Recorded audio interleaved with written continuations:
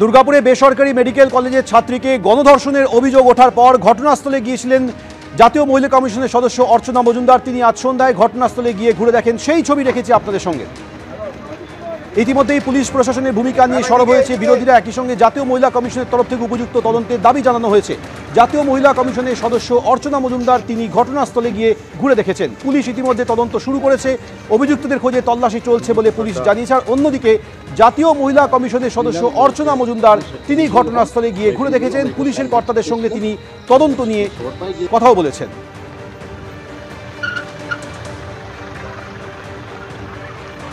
এর আগে কলেজেও গিয়েছিলেন জাতীয় মহিলা কমিশনের সদস্য অর্চনা মজুমদার। সেখানে কলেজ কর্তৃপক্ষের সঙ্গে তিনি কথা বলেন। তারপর সন্ধ্যায় ঘটনাস্থল ঘুরে দেখেন তিনি। পুলিশের তদন্ত কোন পর্যায়ে রয়েছে তা পুলিশের সঙ্গে কথা বলে জানার চেষ্টা করেছেন।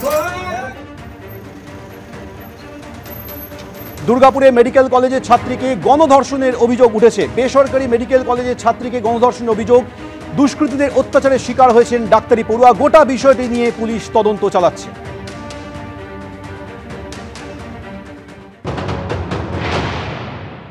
আমার মেয়ে রাত্রি তার বন্ধু ফোন করলো, যে রাত্রি 9:30 10টা অবধি ফোন করলো যে তোমার মেয়েকে রেপ করা হয়েছে, আর তোমরা যত জলদি পারো চলে এসো। এ থেকে এলাম 6টা অবধি এখানে পৌঁছে গেলাম। 5:30টার মধ্যে পৌঁছে গেলাম। ভাবি দেখলাম মেয়েটা সিরিয়াস আছে, ও বেশি কিছু কথা হতে পারলাম না।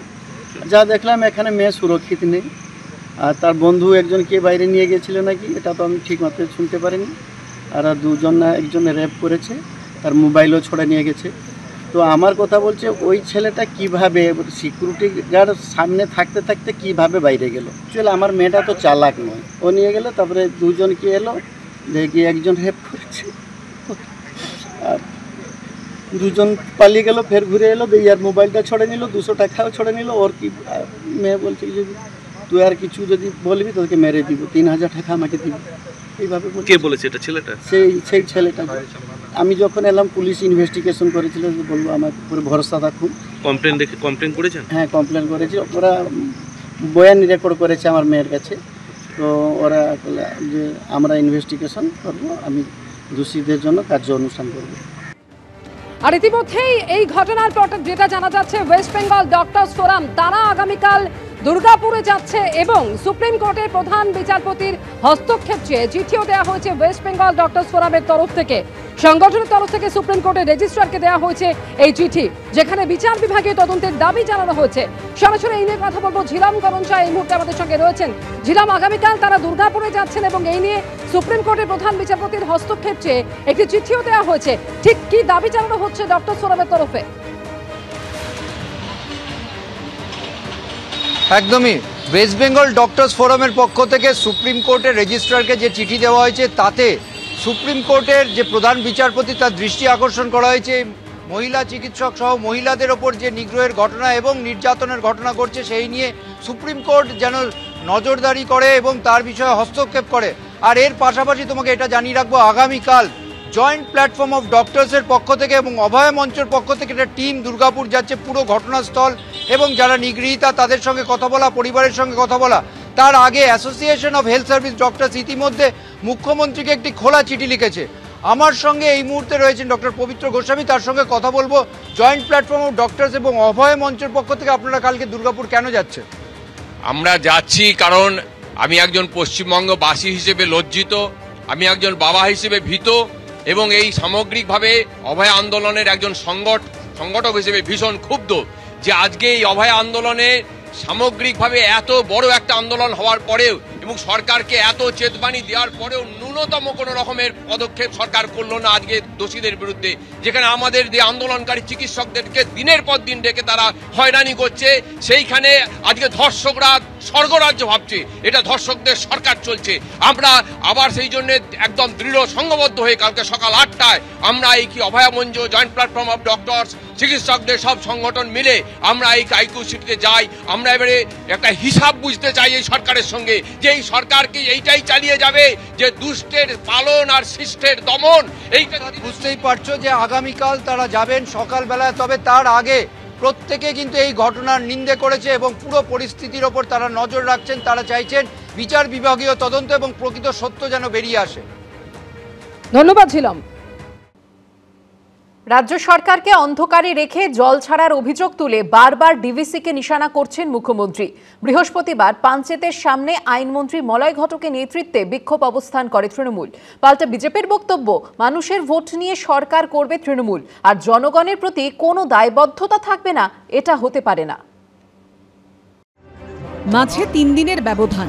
মাইথানের পর এবার ঝাড়খণ্ডে ডিভিসির পাঞ্চেত ড্যামের কাছে বিক্ষোভ দেখালো তৃণমূল।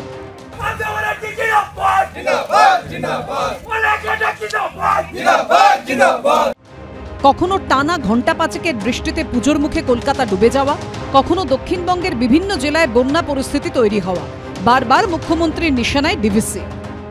ডিভিসি তো ইচ্ছে মতো জল ছাড়ছে, পুরোটা নিজেদের খালি করে দিয়ে। উল্টো দিকে বারবার মুখ্যমন্ত্রীর তোলা অভিযোগ খারিজ করে দিয়েছে ডিভিসি।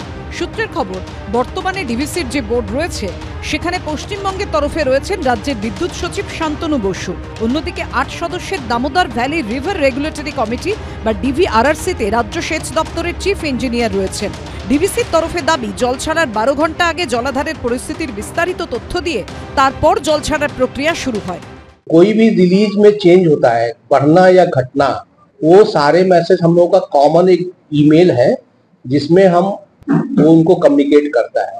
तो हम लोग का एक व्हाट्सएप ग्रुप भी है। उस व्हाट्सएप ग्रुप में वो हम लोग हमारे साथ चैट में डिस्कशन में इन्वॉल्व होते हैं कि आप इतना पानी छोड़ रहे हैं, कब छोड़ रहे हैं, क्यों छोड़ रहे हैं, नहीं छोड़ना चाहिए, छोड़ना चाहिए।